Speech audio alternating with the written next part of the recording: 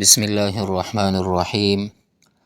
الحمد لله رب العالمين والعاقبة للمتقين، والصلاة والسلام على خير خلقه محمد وعلى آله وأصحابه أجمعين. باب الوالي العادل. دا باب د انصافدار حاکم په بیان کې دی. انصافدار حاکم چې دی په دې کې به دا مصنف مونږ او تاسو ته ذکر کی چې یو کس حاکم وي، نو دغه کس چې دی خپل حکم پوره کوي په څه باندې چې دغه مسؤلیت دی ته ور په غاړه وي، نو دغه کس چې دی دا جنتی دی. ان الله بشک الله رب العزت یأمر حکم کوي بالعدل په عدل کولو سره والاحسان او په احسان کولو سره، وإيتاء ذي القربى وينهى عن الفحشاء والمنكر. وقال تعالى بلزی کې الله رب العزت فرمایي واقسطوا انصاف کوي، ان الله بشک الله رب العزت چې دی یحب خوښوي المقسطین انصاف کوونکي. نو الله رب العزت هر هغه کس خوښوي چې هغه انصاف کوي. نو په دې آیت مبارک کې چې دی ترغیب ورکول شوی دی چې باید په ټولو کارونو کې چې دی د انصاف نه کار واغستل شي. وکسان اوس داسې به مصنف مونږ او تاسو ته ذکر کی چې په ورځ د قیامت چې دی نور سوري به نه وي، یو د رب العالمین د عرش سوری به وي، نو د دې لاندې به دغه وکسان وي. وعن ابي هريره رضی الله عنه، راوی سیدنا ابو هريره رضی الله عنه مبارک دی. دا مبارک فرمایي چې رسول الله مبارک صلی الله علیه وسلم او فرمایل چې سبعه وکسان داسې دي یظلهم الله چې الله به هغوی ته سوری ورکوي فی ظله د خپل یعنی سوری لاندې، یعنی یوم لا ظل په دغه ورځ به نوي سوری الا مگر وي به ظله یعنی د عرش سوری. نو وکسان داسې دي چې الله رب العزت چې دی دوی ته د عرش هغه سوری به ورکوي. نو هغه کم یو دی؟ امام عادل، یو هغه بادشاه دی چې هغه عدل کوونکی وي، انصاف کوونکی وي. بل وشاب، بل هغه ځوان دی نشأ فی عبادت الله تعالی چې الله رب العزت په عبادت کې را لوی شي. دویم دغه کس دی. دریم نمبر ورجل قلبه معلق فی المساجد، بل هغه سړی چې زړی په جماعت پورې انختی وي. بل ورجلان تحابا فی الله اجتمع علیه وتفرقا علیه، ورجلان دوه کسان دي چې تحابا فی الله دی دوانو په خپلو کې محبت کوي د الله رب العزت د پاره، د هغې رضا د پاره، نور څه دنیوي مقصد پکې نه وي. نو اجتمع علیه دی دوانه جمع کیږي هم دی د پاره، وتفرقا علیه او جدا کیږي هم دی د پاره، په دې کې بل څه مقصد نه وي. بل ورجل دعته امرأة، بل هغه سړی چې راوبلي یو زنانه، ښکلې زنانه وي، ذات منصب یعنی ښکلې ښځه وي چې منصب و جمال او جمال ولري، نو دې ته څه شی راوبلي د زنا دعوت ورته ورکي. نو فقال دی ورته ووایي چې انی اخاف الله، بېشکه زه د الله نه یریږم. دغه قسم دی په دې کې.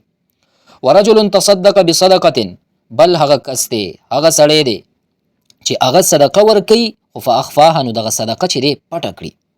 حتی تر دې لا تعلم شماله وما تنفق یمینه، چې دا ګس لاسې په دې باندې خبر نشي چې ښی لاسې څه صدقه کړې ده. لا تعلم شماله، ګس لاسې خبر نشي چې ما تنفق یمینه، چې دې ښی لاس څه صدقه که سی ورکه. او بل ورجل ذکر الله خالیا، بل هغه سړی دی چې یعنی یوازې کینی د الله رب العزت ذکر وکي، ففاضت عیناه، هغه د سترګو نه اوښکې وبهیږي. نو دا حدیث مبارک چې دی وړاندې هم ذکر دی. نو امام نووي رحمه الله د دې باب مناسبت سره بیا ذکر کو. په دې حدیث کې هم د عادل امام فضیلت بیانېږي، کم چې امام عدل او انصاف کوونکی وي، نو الله رب العزت به هغه ته عرش سوری ورکوي، د هغې لاندې به وي، لکه څنګه چې په حدیث مبارک کې رالل چې بل سوری به نه وي، صرف د عرش سوری به وي، نو دغه کس ته به دغه سوری میلاویږي. نو چاته؟ عادل بادشاه ته. مناسبت د باب سره هم دغه خبره ده. وعن عبد الله بن عمرو بن العاص رضي الله عنهما قال قال رسول الله صلى الله عليه وسلم، عبد الله بن عمرو بن العاص رضي الله عنهما نه روایت دی، فرمای چې رسول الله مبارک صلی الله علیه وسلم فرمایل چې ان المقسطین عند الله، بشک انصاف کوونکي پنیز د الله یعنی علی منابر من نور، د نور به منبرونو باندې به دوی ناست وي. ان المقسطین عند الله علی منابر من نور. یعنی بشکا انصاف کوونکي د قیامت په ورځ د نور په منبرونو باندې بناس وي. چې کم کس انصاف کوي، انصاف دومره لوی کار دی خو مونږ او تاسو ته نه ښکاري. الذین یعدلون، هغه خلک چې عدل کوي، فی حکمهم په خپلو فیصلو کې عدل او انصاف نه کار اخلي، و اهلیهم او د خپل اهل و عیال کې، وما ولو او کم کار چې ورته سپارل شوی دی مشران دي په هغوی کې دی عدل او انصاف کوي. نو ګورئ انصاف والا مشران، ان المقسطین چې رالل، یعنی کم خلک مشران دي هغوی به انصاف کوي. یعنی د دوی په غاړه چې کم کارونه دي په هغه کې کار خو هسې هم کوي، نو د انصاف نه دی کار واخلي. نو هیڅ کوتاهي ونه کړه، انصاف یې وکړو پوره پوره، نو الله رب العزت دغه حاکم انصاف کوونکي د دومره لوی مرتبه ورکوي. بل حدیث کې بله مرتبه و دې کې اوس بله مرتبه ذکر کیږي. اوس په دې بل حدیث مبارک کې به مونږ ته ښه او بد حاکم نښه وښیي. وعن اوف بن مالک رضی الله عنه قال، اوف بن مالک رضی الله عنه مبارک فرمای چې سمعت رسول الله صلی الله علیه وسلم، ما د رسول الله مبارک صلی الله علیه وسلم نه واوریدل، یقول فرمایل، خیارکم ائمتکم الذین، یعنی په تاسو کې غوره مشران او امامان هغه دي چې تحبونهم چې تاسو هغوی سره مینه کوئ، ویحبونکم هغوی ستاسې سره مینه کوي، او وتصلون علیهم او تاسو هغوی ته دعاګانې کوئ، او ویصلون علیکم هغوی تاسو ته دعاګانې کوي. نو دغه ښه حاکمان دي. اوس به بد مونږ او تاسو ته وښیي، وشرار ائمتکم الذین، یعنی ستاسې بد حاکمان الذین هغه چې تبغضونهم چې تاسو کرکه کوئ د هغوی نه، بغض کوئ، ویبغضونکم او هغوی د تاسو سره بغض کوي، کرکه کوي، وتلعنوهم او هغوی یعنی تاسو په هغوی لعنت وایئ، ویلعنوکم هغوی په تاسو باندې لعنت وایي. نو دا هغه بدترین حاکمان دي. قال قلنا، راوی فرمایي چې مونږ وفرمایل، یا رسول الله، ای د الله رسوله، افلا ننابذهم، آیا مونږ جدا نشو، خلاف آواز اوچت نکو، مطلب هغوی سره جهاد ونکو. په بل ځای کې سیف لفظ هم راغلی نور روایتو کې. قال رسول الله مبارک صلی الله علیه وسلم وفرمایل چې لا نه، ما اقاموا فیکم الصلاة، لا ما اقاموا فیکم الصلاة، تر څو چې هغوی ستاسو سره منځونه کوي نو تاسو به ورسره جهاد نه کوئ. نو دلته لفظ چې راله قوله ای تصلون علیهم، ای تدعون لهم، معنی دا دعا کول. نو په دې حدیث مبارک کې مونږ او تاسې ته د ښه او د بد مشر چې دی هغه مونږ او تاسو ته وښودل شول، چې ښه حاکم څوک دی چې د خلکو ته خیر رسوي، په هغې کې منډه کوي، عدل او انصاف نه کار اخلي. او بل دا چې په دې کې مونږ او تاسو ته دا هم وفرمایل چې دا کم خلک چې دي په کم خلکو باندې حاکم د هغې ورته دعاګانې کوي. او بد مشر هغه دی چې صرف د خپل کم چوکۍ چې ده د دې منصب خیال ساتي، د هغه غرض دا وي چې څنګه به په دې چې کم دا عهده ماته میلاو ده په دې باندې زه پیسې وګټم. د ولس د عوامو هیڅ غم د سره نه وي. نو ښه او بد مونږ او تاسې ته وښودل په دې حدیث مبارک کې چې ښه حاکم څوک دی او بد څوک دی. ښه، اوس دلته دا راغلل چې صحابه کرامو عرض وکړو چې آیا مونږه دوی سره جهاد وکړو، یعنی د دوی خلاف شو او که نه، یعنی خلاف آواز اوچت کړو. نو رسول الله مبارک صلی الله علیه وسلم وفرمایل چې لا ما اقاموا فیکم الصلاة.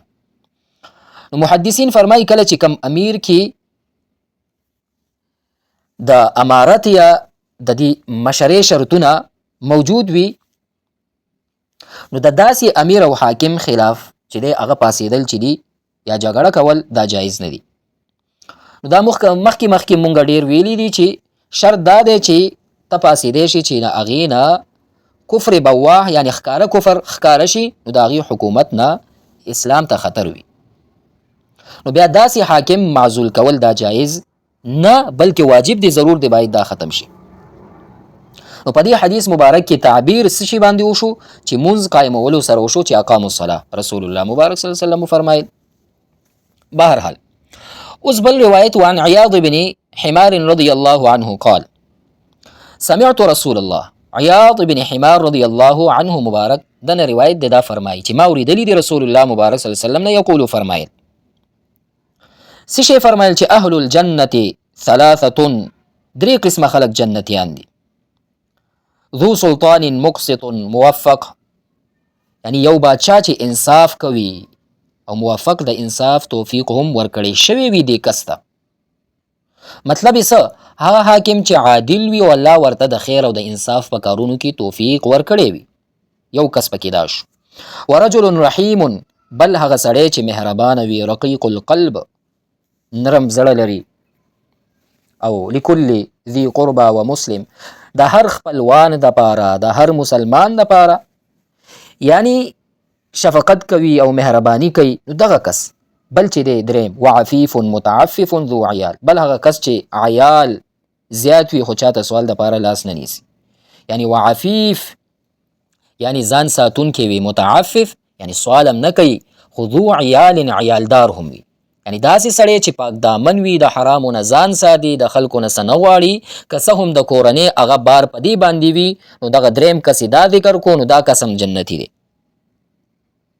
نو په دې حدیث مبارک کې مونږ او تاسې ته درې صفتونو هغه ذکر شو چې د دې حامل چې دی په دغه باندې یو کس چې دی هغه موصوف وي نو دې کس ته د جنت زیری دی اول نمبر عادل حاکم شو دویم د خپلوانو سره ښه سلوک کوونکی دریم هغه کس چې د سوال نه ځان ساتي لکه متعفف ځان ساتي نو دغه درې قسمه خلک چې دي په دنیا کې دوی ته رسول الله مبارک صلی الله علیه وسلم زیری ورکړ چې دغه درې قسمه خلک چې دي دا به خامخا جنت ته ځي او رسول الله مبارک صلی الله علیه وسلم فرمان دروغ کیدلی نشي نو د مناسبت د باب سره دو سلطان دی ځکه چې دا د حاکم بیان دی نو هغه حاکم چې هغه انصاف کوونکی وي الله ورته د نیک عمل کولو توفیق ورکړی وي یعنی چې عادل وي الله ورته د خیر او د انصاف په کارونو کې توفیق ورکړی وي نو دغه کس دغه عادل دغه حاکم دغه مشر الله رب العزت به جنت ته لیږي بلکې دنیا کې دې کس ته زیری دی وصلی الله تعالی علی حبیبه محمد و آله و اصحابه اجمعین